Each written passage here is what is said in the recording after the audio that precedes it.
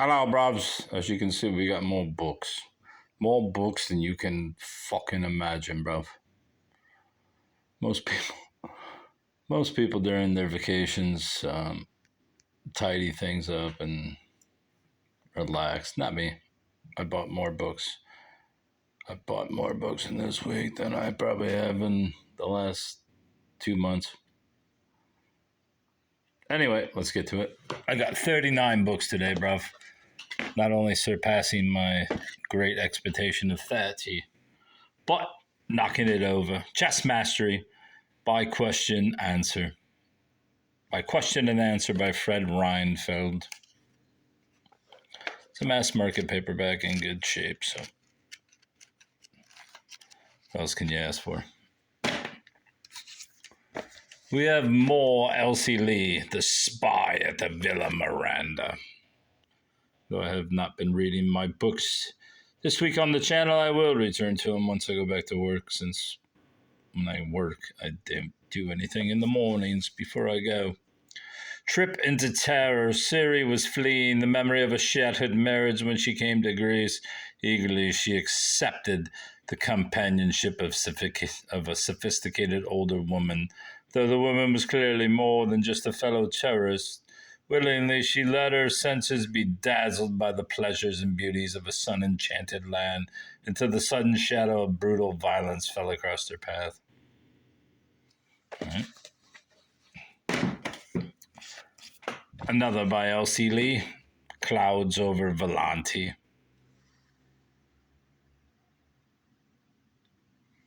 I mean, what else do you need to know? It was incredible. One kills, the other doesn't. It was incredible. Only a week ago, Megan's life had been a shambles. Her heart broken, her health failing. Then the Contessa had appeared like a fairy godmother and whisked Megan to her exquisite castle in the romantic hills of Italy. Her two handsome sons, the princes di Frisia, vied charmingly for the attentions of the Americana. Renzo and Cesar are so different, yet each in his own way so very attractive. That's Elsie Lee. This is Woot.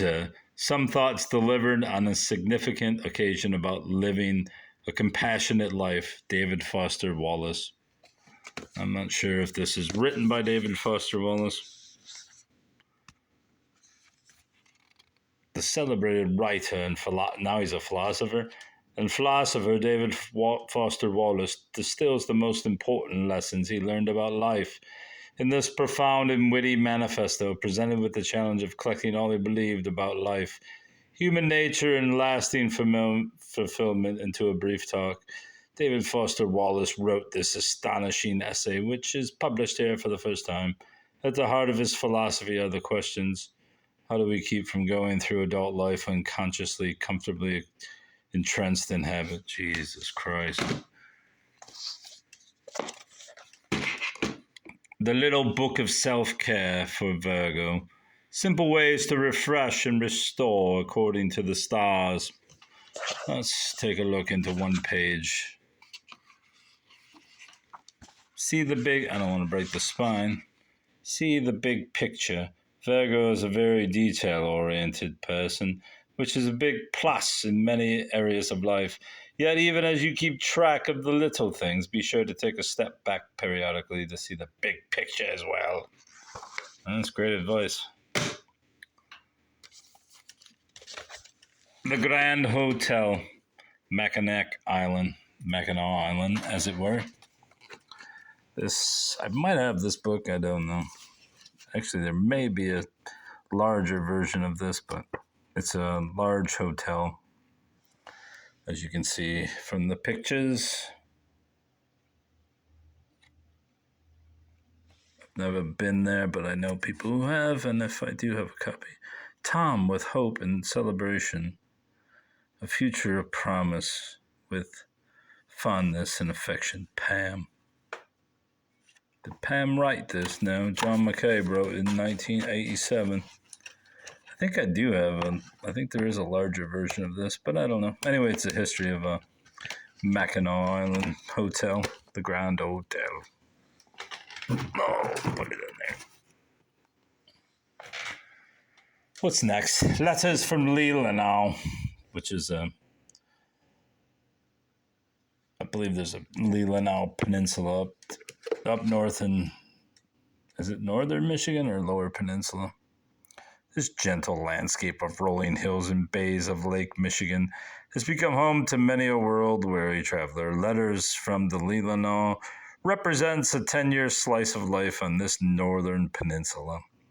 Writer Kathleen Stocking, daughter of Leelanau lumberman Pierce Stocking, shares in a genuinely infectious way of easy intimacy. Yeah, so it's Michigan history, Michigan memoir, what have you. When I open a bookstore eventually here, we will need such books. 1912, Wilson, Roosevelt, Taft, and Debs, the election that changed the country.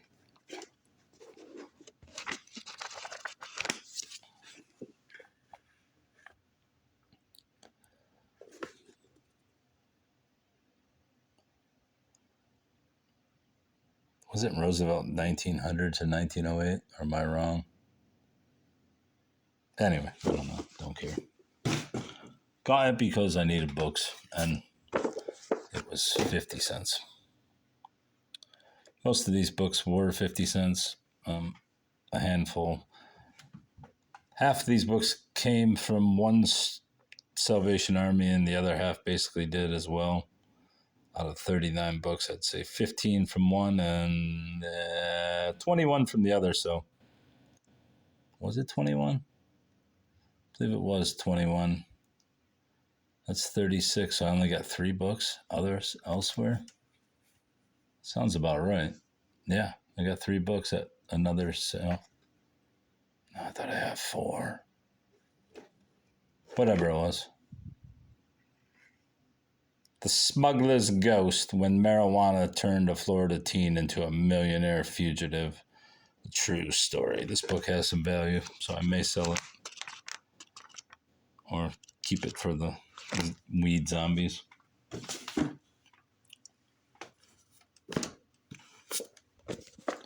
American Night, The Writings of Jim Morrison, Volume 2. Don't know if I have the first one, but now I have the second one. I've had this book previously and sold it.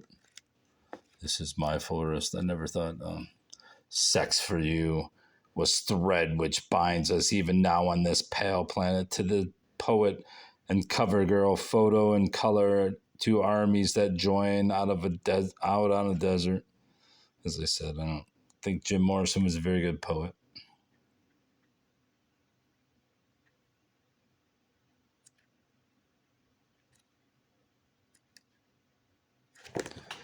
But I bought it anyways. P.G. Wodehouse, or is it Woodhouse? Joy in the Morning. I don't know why I started collecting P.G. Wodehouse. I think it was because the books were available. And for some reason, I find them all at the same store, so there must be a person reading P.D. Wodehouse slowly. Jeeves. Ask Jeeves. And another one.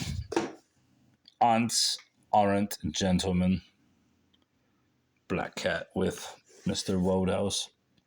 Doctor's orders, Bertie Wooster retires to the village of Maiden Eggsford, but his rest cure is interrupted by Aunt Dahlia, who wants him to nobble a racehouse.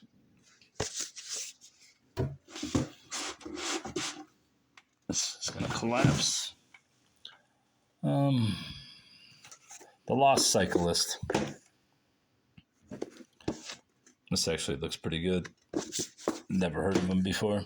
In the late 1880s, Frank Lenz of Pittsburgh, a renowned high-wheel racer and long-distance tourist,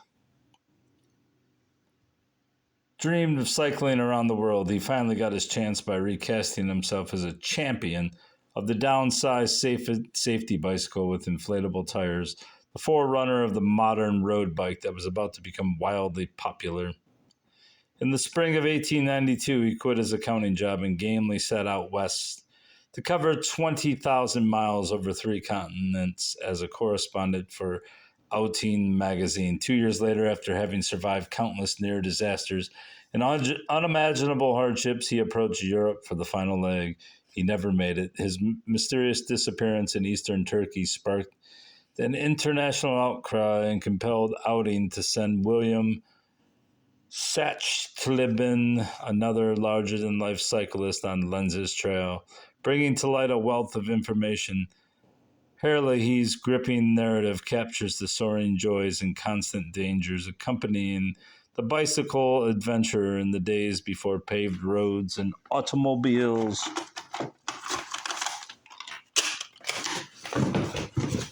Oh, I was wrong.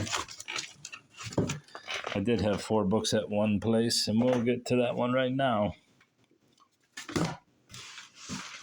There were 4 books, bruv. Found one in this box while fumbling for it. Archie and Mahedable by Don Marquis. Don Marquis first introduced Archie, the cockroach, in Mahedable, I don't know how to say it, a cat in her 9th life, in his newspaper column, The Sundial, in 1916. In a previous incarnation, Archie was a free verse poet, while Mahedable's soul once belonged to Cleopatra. She is toujours gay, but Archie is more philosophical. It is he who records their songs and observations on the boss's typewriter late at night, but he is not strong enough to make capital letters, so it all comes out lowercase. The main question is whether the stuff is literature or not. It is. This interests me greatly, bruv.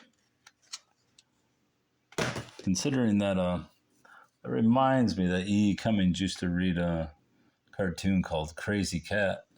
And since E. Cummings was renowned for using lowercase letters, I wonder if he was influenced by Don Marquis. It's a good question to ask, bruv.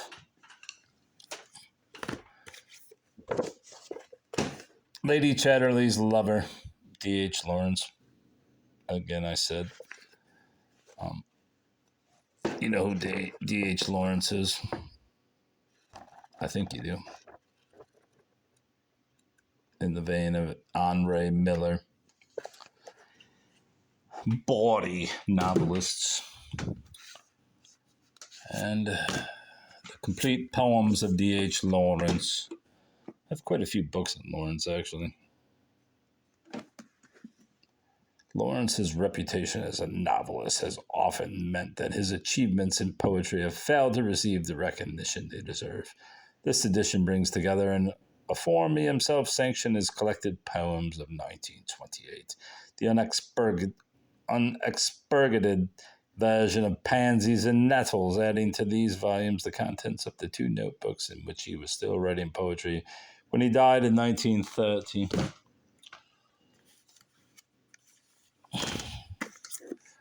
Legend, the inside story about Mayor Richard Daley. Since I bought that book about Daley the other day, I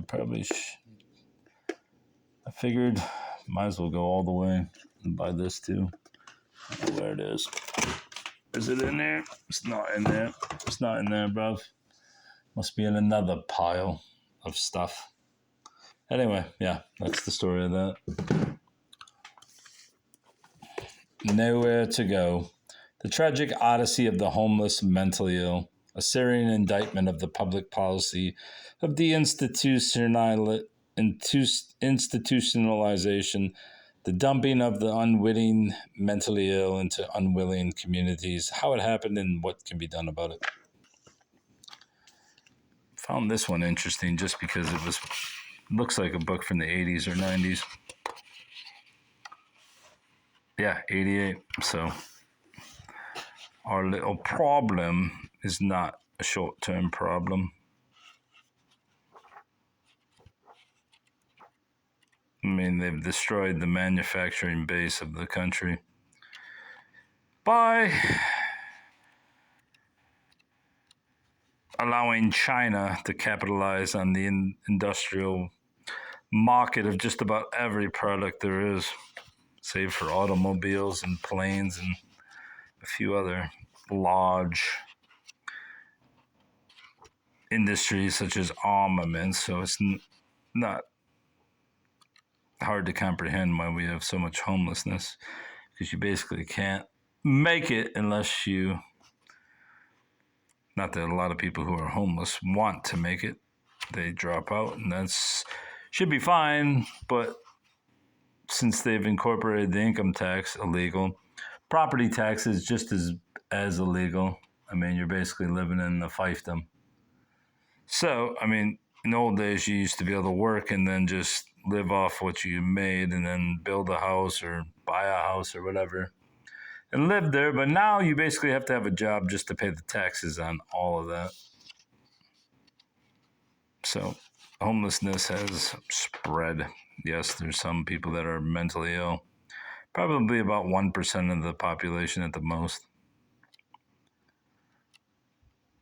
Many of them are in drug psychosis and addiction, and a lot of them are just vagabonds who don't want to work, which is their right, but it is not a public issue, bruv. It is a personal issue. Tragic odyssey of the homeless, mentally ill.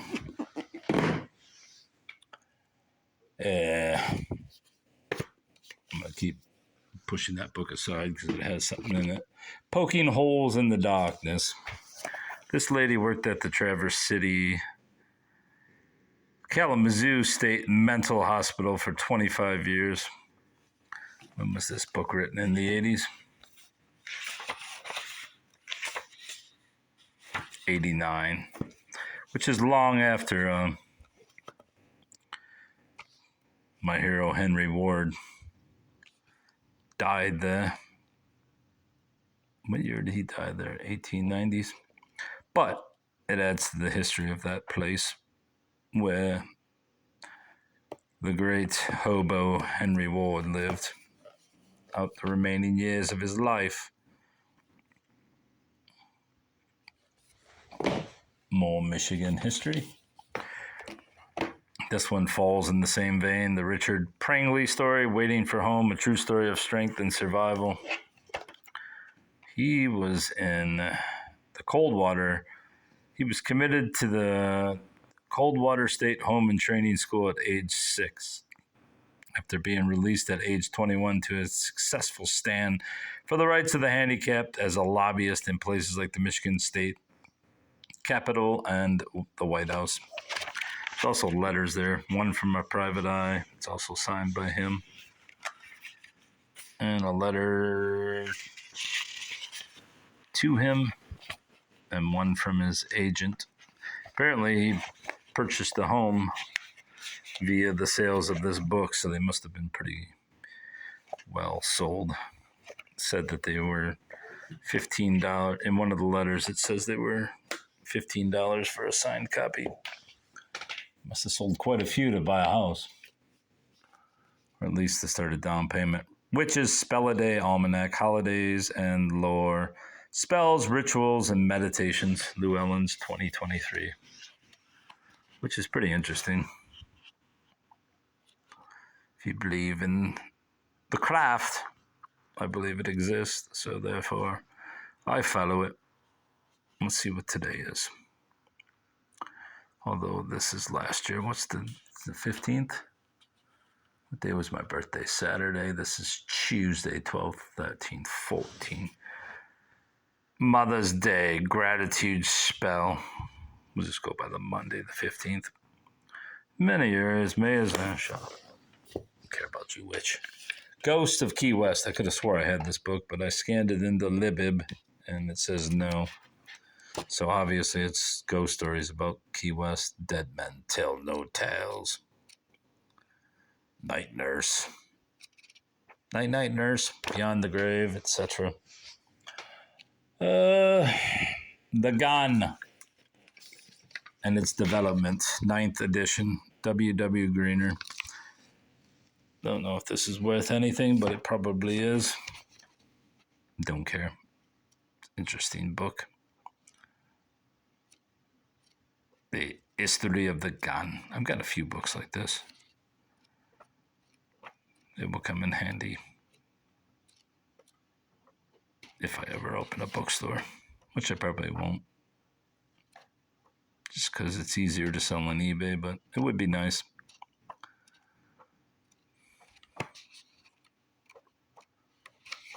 Yeah, The Gun.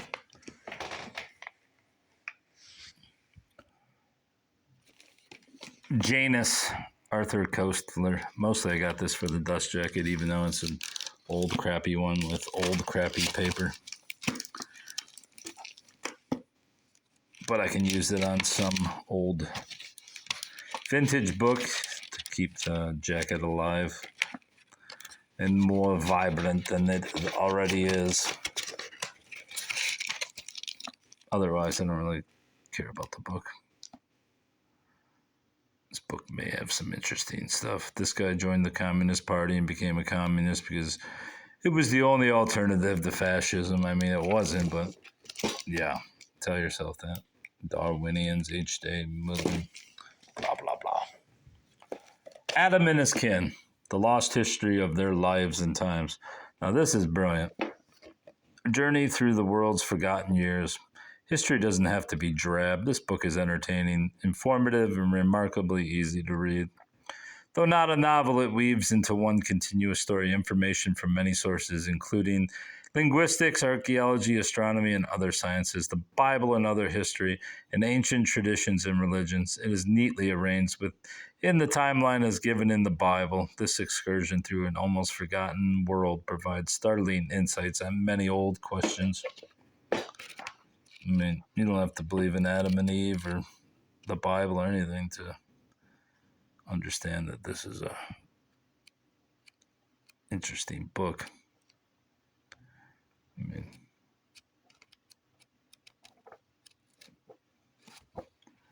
at least to me it is. Let's break this down. Blackwood Farm. One of the few books I paid extra. $2.12 for a first edition of Anne Rice's Blackwood Farm. I don't think it's part of the Vampire Diaries, but I could be right. Or not the Diaries, but the Black. Is it? In her new novel, Anne Rice fuses her two uniquely seductive strains of narrative, her vampire legend and her lore of the Mayfair witches, to give us a world of classic Deep South luxury and ancestral secrets. Welcome to Blackwood Farm. Soaring white columns, spacious, blah, blah, blah. Quinn seeks out the legendary vampire Lestat. Like her much-beloved novel, The Witching Hour, Blackwood Farm is a family saga capturing both the dramas and subtleties of family.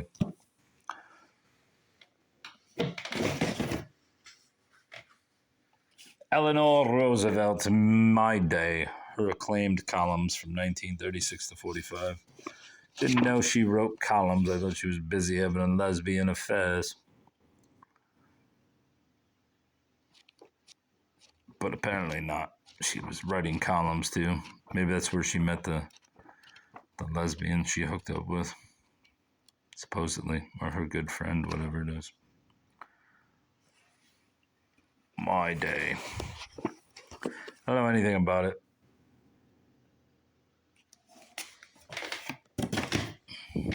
O.J. Simpson's Most Memorable Games.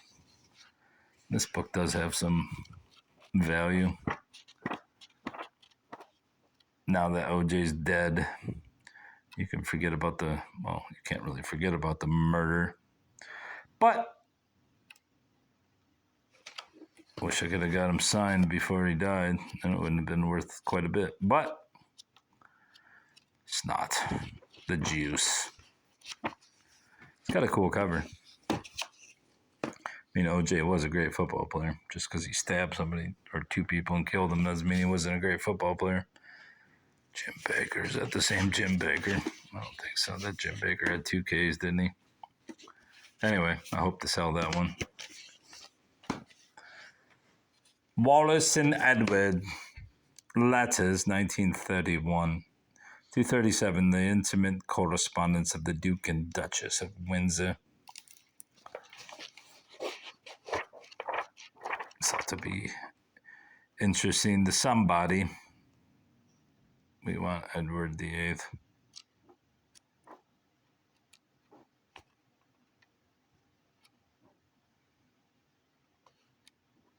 Exciting shit. Rich people just doing whatever the hell they want.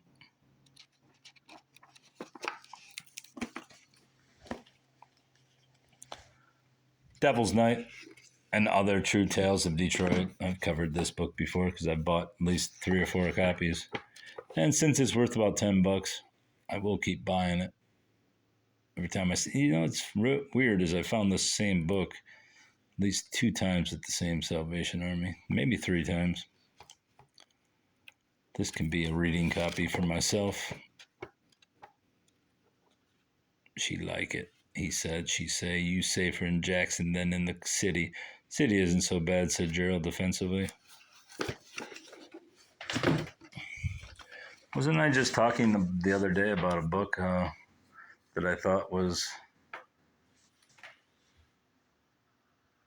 what was it called? I thought it was folklore about words, but it was folklore, world folklore. I thought it was word folklore. Well, there's actual word history, which is kind of folklore, being an inquiry into the lives of those persons who have lent their names to the English language, like Maverick and Macintosh and Mesmer, Pasture, the Sod. What was the one I saw? Cardigan, Ampere, Bloomer, Shrapnel, Teddy. Pardon. Here's Vanity Fair, a novel without a hero by William Makepeace Thackeray. I'm not sure what year it is. It's obviously a reissue, 1981, Franklin Library. Should be worth something. What the hell was that illustration? Looked like some bondage shit. Pipe put out. Alright. Thackeray was obviously an artist as well. Good one, pretty good one.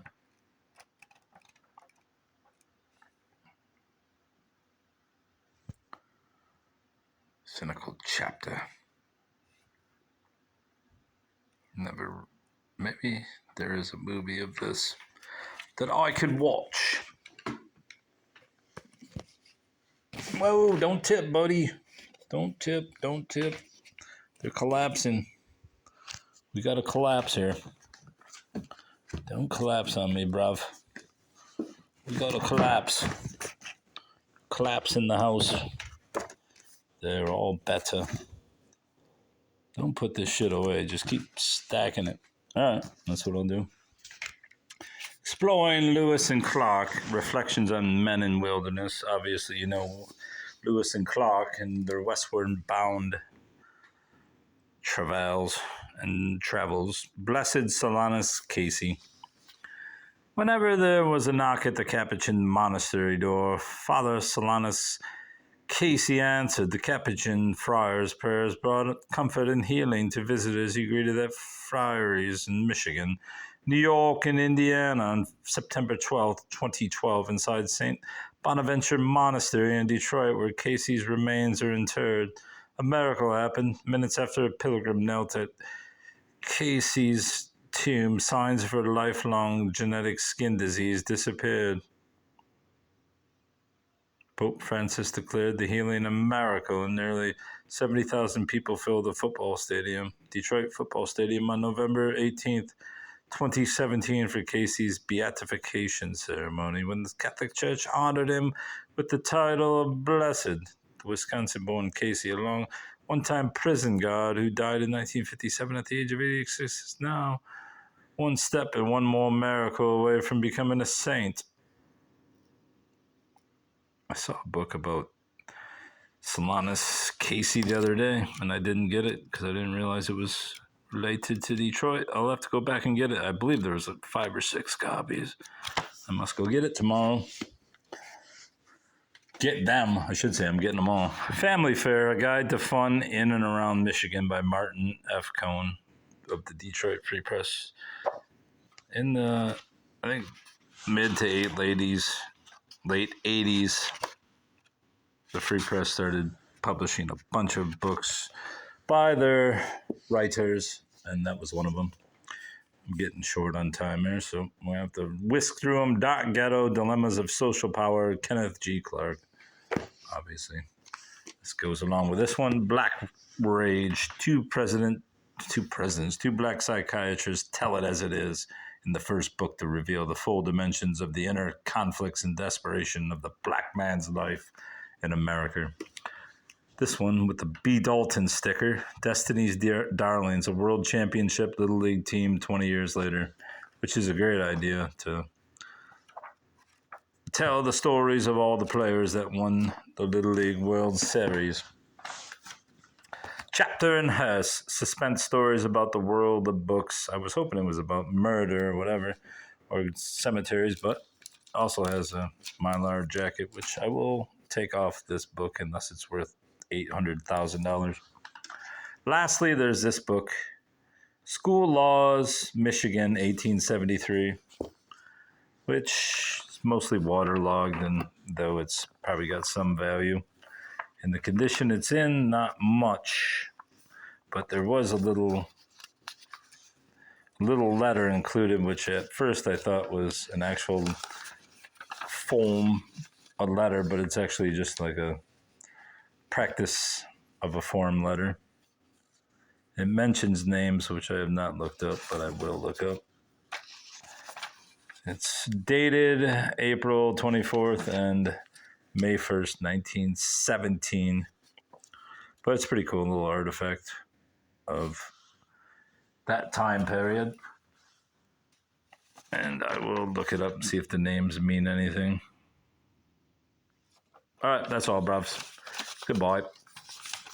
Goodbye.